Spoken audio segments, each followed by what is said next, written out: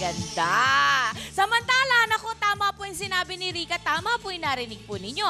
Dahil maagang pamasko ang hatid ng SM Hypermarket para sa ating SM Super Chef's Kitchen Makeover. Nasa fourth leg na po tayo at narito tayo ngayon sa bahay ni na Mr. and Mrs. Teresa and Norbert Decena. Kasama ang kanilang tatlong little boys ba ito? Little boys ba? Umagang kay ganda po. Naku, pakilala nyo naman po ang inyong mga anak, ma'am. Ito si Adrian, yung eldest.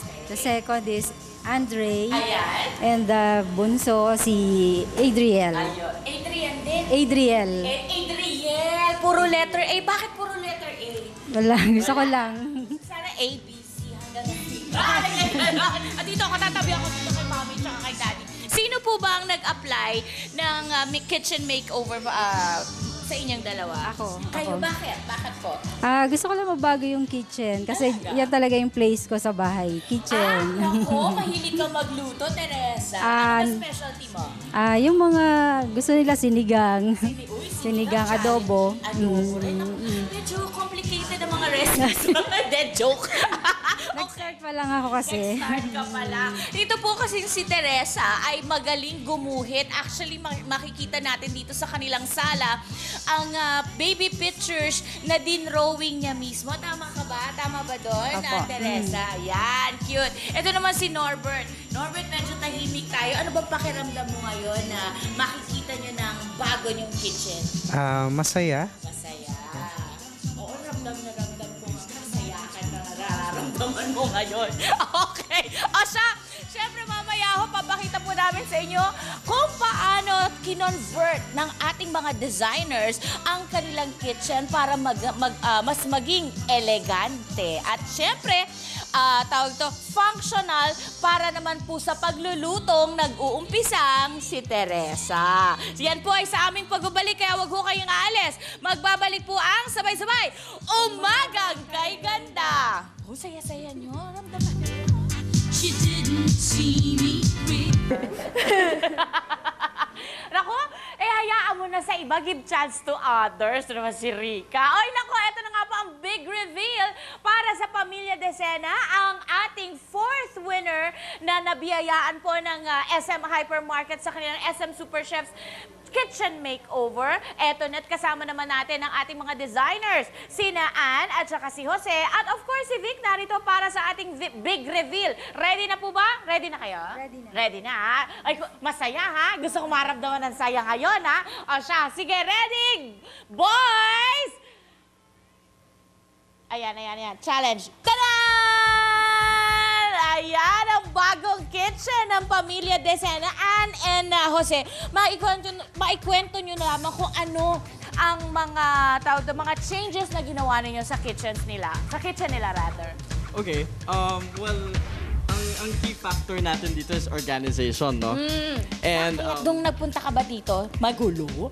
well, hindi naman siya magulo, no? Pero napuna po namin with yung color scheme na ginamit nila, medyo matingkad. Oo nga naman. Yes. Eto nga.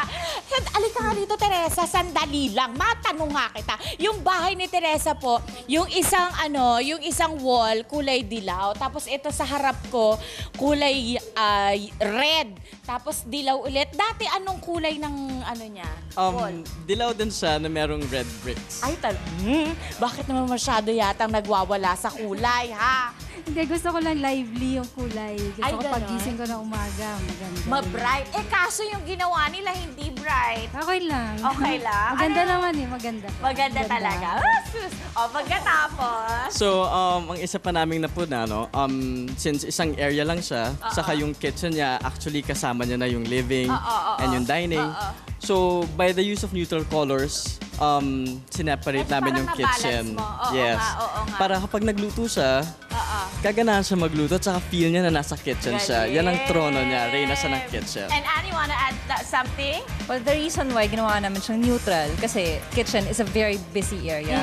So, kung sobra siyang makulay, baka mas nakakainit ng ulo, mas relaxing pag white. Totoo diba? nga naman. Gusto mong magtrabaho. Well, thank you, designers. At syempre po, naka-posing na si Sir.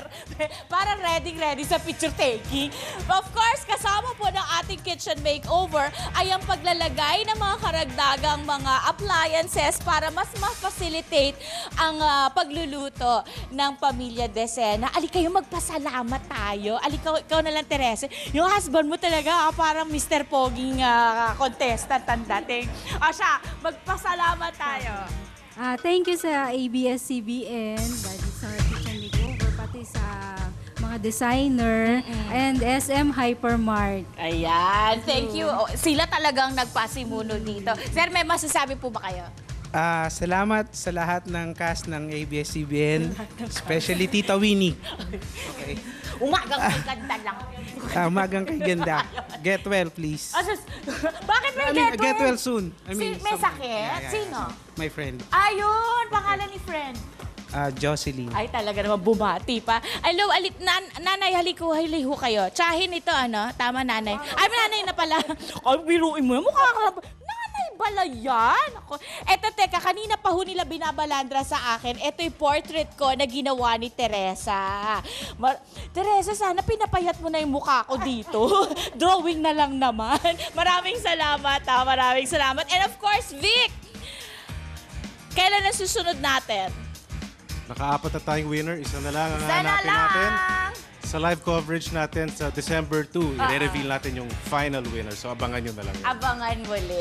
Maraming salamat sa SM Hypermarket. Thank you so much, Vic.